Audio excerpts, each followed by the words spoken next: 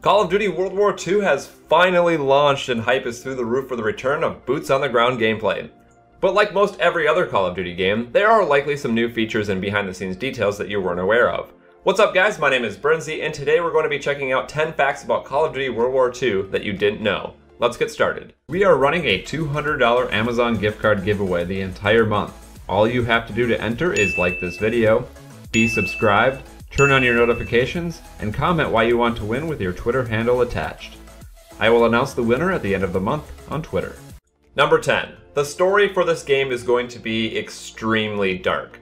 I'm sure you guys already knew that, but when you go looking into the actual ESRB description of the game's M for Mature rating, there are some seriously dark elements in the campaign that we were not shown in the trailer. The story trailer briefly showed references of concentration camps, suggesting that there will be sequences there, and the ESRB's description mentions instances of torture and suicide as well as decapitations, which haven't been seen in Call of Duty since World at War in 2008. It was also revealed in October that the Australian version of the game had to greatly alter a sexual scene in the campaign, although the nature of this scene is unknown. Overall, World War II is going to be absolutely brutal, which is definitely a sharp change from recent campaigns. Recent Call of Duty games certainly haven't been lighthearted or not graphic, but they also haven't been nearly this intense.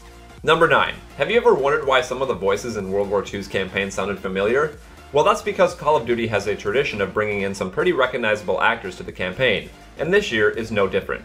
In Call of Duty World War II, Sergeant William Pearson is voiced and performance captured by Josh Duhamel, who you guys may know as William Lennox from the Transformers movies, as well as the voice of Flynn in the Disney show Jake and the Neverland Pirates, and the voice of Oz in the show Fanboy and Chum Chum. Other notable members of the campaign cast include Chris Browning, who appeared as Go-Go in Sons of Anarchy, and Ron Botita, who is a longtime Call of Duty voice actor, appearing as various characters in Modern Warfare Remastered and Advanced Warfare.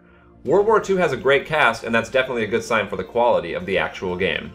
Number 8. Supply drops have had the community pretty divided ever since they came out, although I think it's safe to say that things only got worse and worse as time went on. However, World War II will be bringing the supply drop system back to where it first started, with no keys or extra currency required to buy them. Instead, the player will earn drops individually through gameplay or by completing challenges. At launch, the items will also be cosmetic only, and while I think it's safe to say that weapons will eventually be added, it's nice to see that the methods of getting the drops are a lot more fair this time around. Sure, I think we'd prefer that there were no drops at all, but if we're stuck with them, it's good that the system makes them very easy to get. I'm sure parents of younger children who play this game will also be happy with this change, as little Timmy will no longer be sneaking into mommy's wallet and stealing her credit card to buy supply drops. Number 7. The new war moding multiplayer has been a pretty major point of attention recently, as it adds an extremely objective-based mode to Call of Duty, a series that has recently become a game where no one really cares about the objective. In the beta, we had access to Operation Breakout, one of the war mode operations. People seemed to really enjoy war mode in the beta, but often got tired of there just being one map. Well, don't worry, because at launch there will be 3 different war mode operations. Breakout, which is the one in the beta, Griffin, and Neptune, which will replicate Omaha Beach during D-Day. I can't tell you how excited I am for that map.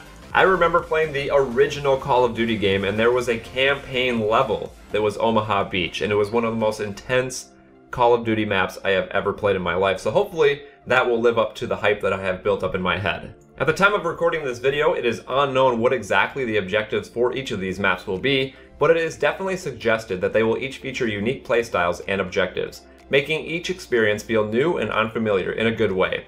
There will also be a new war operations added with each of the new map packs. Number 6. If you have been following the multiplayer aspects of the new game, you are probably excited to see all of the classic movements return. But if you have been following the campaign news, you're probably excited to hear it's going back even further in Call of Duty's history. The World War II campaign will not feature unlimited sprint or regenerating health, forcing you to think smart about your approaches as opposed to just running and gunning like you have been able to do for over 10 years now in the Call of Duty campaigns. Instead, the World War II campaign will force you to keep your squad mates safe so they can give you health packs and ammo, bringing it all the way back to Call of Duty 1 and 2, in which these were pivotal points of the gameplay. So while the multiplayer may be going back to boots on the ground, the campaign is going back even further with its gameplay features, which will give it a super old school feel that many longtime fans are excited to see return.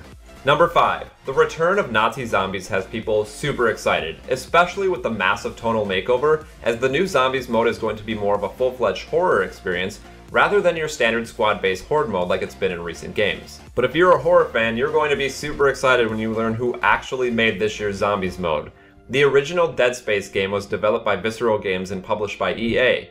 However, what many people forget is that before founding Sledgehammer Games, Michael Condrey and Glenn Schofield worked with Visceral and were two of the leading minds behind Dead Space. In an interview, Michael Condrey stated that World War II zombie mode will be unique to our Dead Space signature, suggesting that the vibe and a few horrific gameplay elements from that sci-fi horror classic will return. Judging from the trailers and previews, I definitely believe them. Dead Space was an absolutely horrifying game. But that might just be me. I am someone who just cannot handle jump scares, but I also can't help but play them.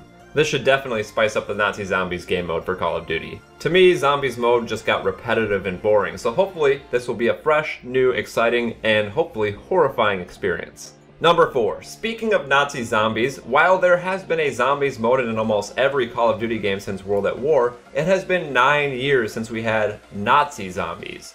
Every game since then has either been a different theme of zombies, or it has been a different mode altogether, like Survival in Modern Warfare 3, or Extinction in Call of Duty Ghosts. For many players, this will be their first time experiencing Nazi zombies. The last time we saw this mode was back in 2008 for World at War, and it was an insane amount of fun. There's just something so satisfying about killing as many zombies as you possibly can, and seeing how many hordes you can survive. And it's extra satisfying that they are Nazis. For those who played Call of Duty World at War Nazi Zombies, this is going to be an awesome return to form, as the new mode is going to take full advantage of the theme, boasting much more of a story and cinematic elements than before. People also tend to get pretty upset when they're playing this game, so maybe there's some video potential there. Number 3. Speaking of a return to form, this will also be Sledgehammer Games' first boots on the ground Call of Duty title since Modern Warfare 3. While Modern Warfare 3 was primarily developed by Infinity Ward, there was a massive legal battle going on between Infinity Ward and Activision at the time, resulting in much of the development team leaving and Activision being forced to call in some backup to fill the gaps and get the game finished in time for release. Sledgehammer Games was brought on to work on the multiplayer alongside Raven Software, while remaining members of Infinity Ward finished up the campaign and survival modes. Modern Warfare 3 was widely popular despite all of its flaws, and if it's any indication as to how Sledgehammer will handle a boots-on-the-ground Call of Duty game, I think it's safe to say that it's in good hands. Number 2. Maps are a pretty pivotal part of Call of Duty, and any multiplayer shooter for that matter. Everyone has their own favorite maps, and every game needs a good amount of fun maps in order for the multiplayer to be successful. While we have only gotten access to a few of them via the beta, the full list of maps has been revealed. Call of Duty World War II will ship with 9 maps: Aachen, Ardennes Forest, Flak Tower, Gibraltar, Gustav Cannon, London Docks, Pointe du Hoc, Sainte-Marie-du-Mont, and USS Texas. There is also a 10th map for Season Pass owners, Caratan, which is a throwback map from Call of Duty 1 and 2, which was also remade as Chinatown in Call of Duty 4 Modern Warfare. Some fans are concerned that there are only 9 maps as opposed to the higher number of past games. But with a good amount of variety and map rotation, this shouldn't be too much of a problem, and if the maps are well designed and fun, I doubt they will get stale anytime soon. I really hope all 9 maps are amazing and fun to play, because every Call of Duty game comes with a few maps that no one wants to play. So if half of these 9 maps end up being maps that no one wants to play and everyone votes against in matchmaking, that's going to make the game get very stale very quickly. So hopefully, and I have confidence in Sledgehammer Games, this will not be an issue. And the number 1 spot for the top 10 Call of Duty World War II facts you may not have known is a change to the game mode UPLINK. UPLINK is a game mode that many people love to play, but unfortunately never was really populated in any of the games due to players focusing more on modes like Domination, Team Deathmatch, and Search and Destroy. Sledgehammer Games seems to be wanting to break this mold and put UPLINK into the spotlight, as they were the ones who first introduced it in Advanced Warfare 3 years ago. In order to fit with the World War II theme, the revamped version of UPLINK will be called Gridiron and will feature boots-on-the-ground gameplay with a leather ball to score as opposed to a satellite device in the previous iterations. At the time of recording this video, it is unknown what exactly will happen to the player while they're holding the ball, as other games gave them extra health and one-hit melee attack.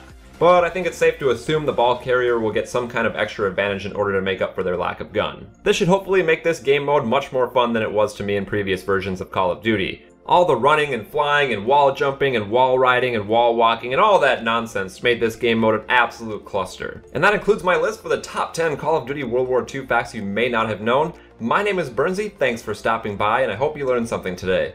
If you'd like to see more videos, there's a playlist down below for your viewing pleasure, and if you'd like to submit your own ideas for future videos, click the link below.